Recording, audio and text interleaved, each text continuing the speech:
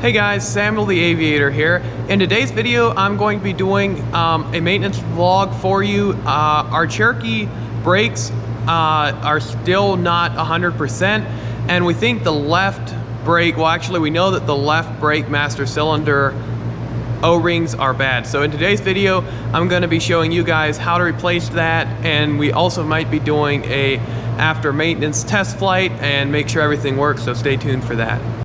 Alright, so as you can see, it's kind of difficult to get down underneath the instrument panel, but once you do, it's fairly simple to take these out. As you can see, they're connected down at the bottom and the top with just a pin and a little wire. You pull that out, and then you also pull out the brake lines. You unscrew those. Now, I actually bought a cap and a plug to keep from losing a lot of brake fluid.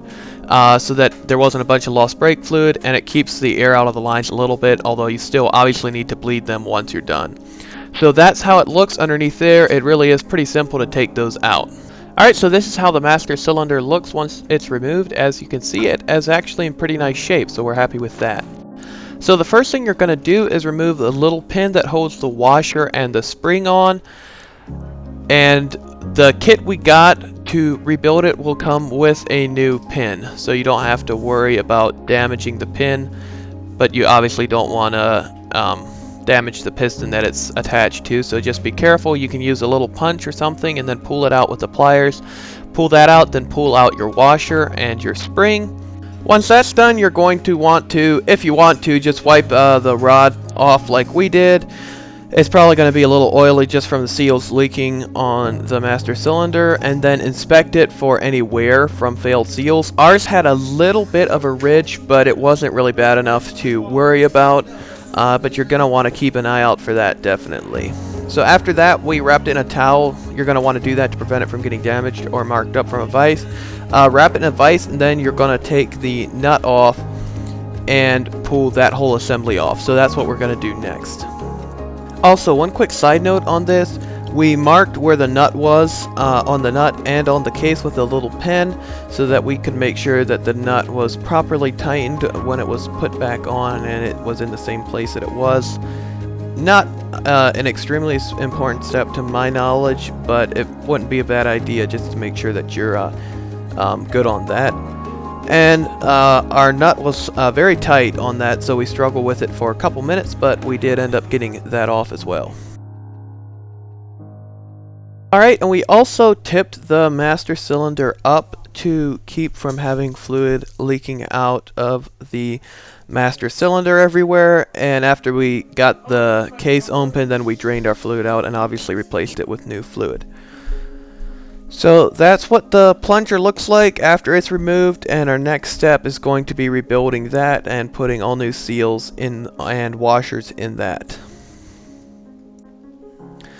And then the plunger piece just pulls right out of the nut there, and you just want to inspect everything for damage. There's a little washer in there, or sorry, a little seal or O-ring, whatever you want to call it. That thing was squared off on the edges from being worn down, and it was hard as a rock, so that was bad.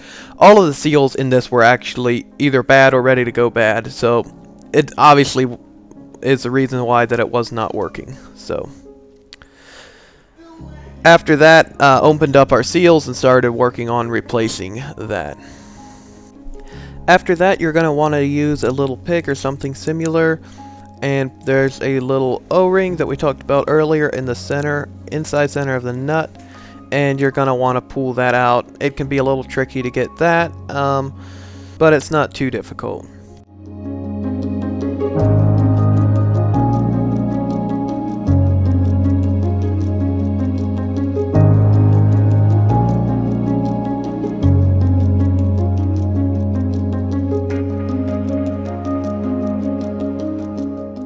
Then you're going to want to pull the other seal off your nut. That's kind of the big main seal.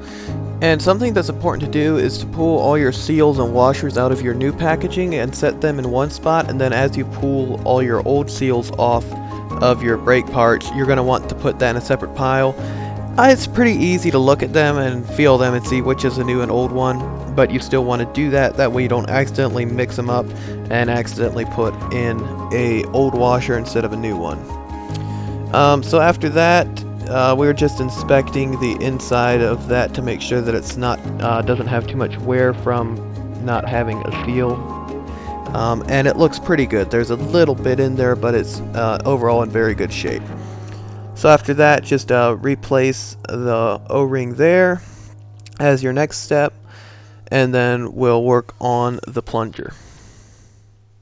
Also, one trick that's a good idea to do is to take the hook side of your pick and kind of roll it around on the inside of the O-ring like you see us doing, and that'll just keep your O-ring from being twisted, because if you roll it up it can get twisted a little bit, and if you do that it will untwist it.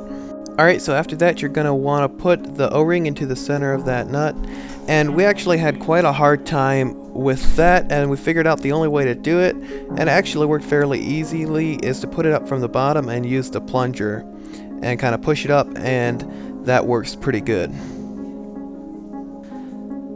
Alright, then you're going to take the little lock washer off the, what I would call the plunger. I don't know if that's the correct term for it. That's actually real difficult to do. It almost needs 2 people, and we figured out the only way to do it, or the best way to do it, is to hold it with the vise and then have one guy push down the spring and then have the other guy use a couple picks and pop it off. It's a very, very small washer, so that's just the reason why it's so difficult. But after you do that, then you're going to start to replace the seals in the little plunger assembly. And I wasn't actually able to get a video of us taking the washer off just because it took 2 people.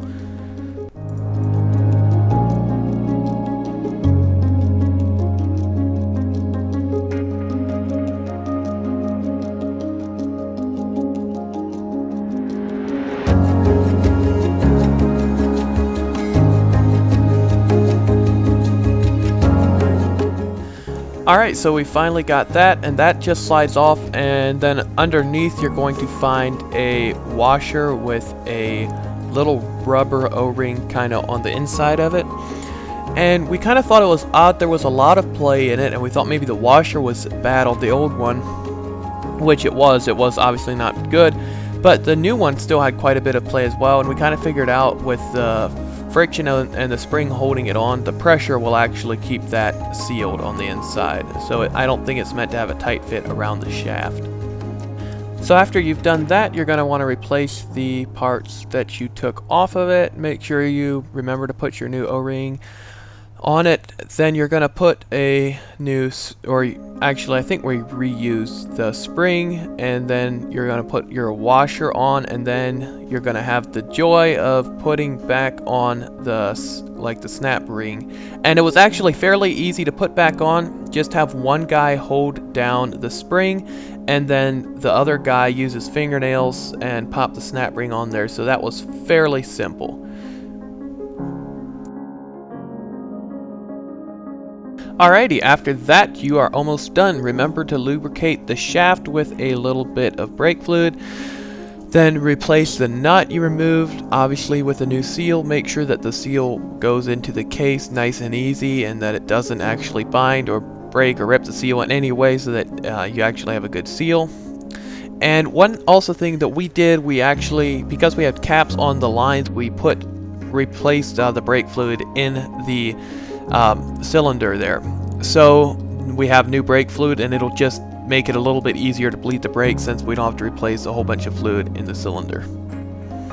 Alright, then you're going to want to replace the spring and the washer and the pin that you previously removed. That's pretty simple, but you're still going to need someone to hold the spring and the washer down, and then replace the pin.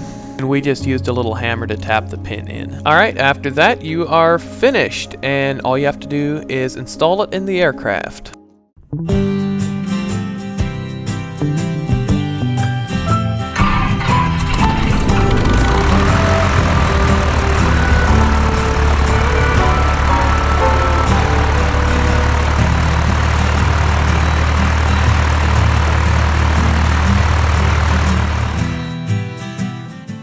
So the weather today wasn't great, so I decided just to take a quick trip around the pattern and land again, and just to make sure everything worked. And everything did. It all worked flawlessly. The brakes feel great.